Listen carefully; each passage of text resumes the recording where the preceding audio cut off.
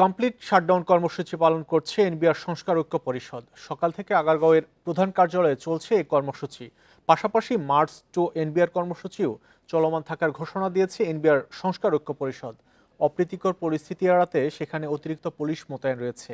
এর আগে শুক্রবার এনবিআর এর জনসংযোগ বিভাগ থেকে পাঠানো সংবাদ বিজ্ঞপ্তিতে জানানো হয়, জাতীয় রাজস্ব বোর্ডের সব দপ্তর সংস্থায় কর্মরত কোনো কর্মকর্তা কর্মচারী বিনা অনুমতিতে অনুপস্থিত থাকলে কিংবা দেরিতে উপস্থিত হলে শাস্তিমূলক ব্যবস্থা নেওয়া হবে। এনবিআর সংস্কার ঐক্য পরিষদের ব্যানারে চলমান আন্দোলনের কারণে মাঠ পর্যায়ের দপ্তরে জনগণ কাঙ্ক্ষিত সেবা পাচ্ছে না, এমন বাস্তবতায় শাস্তির বিষয়ে সিদ্ধান্ত।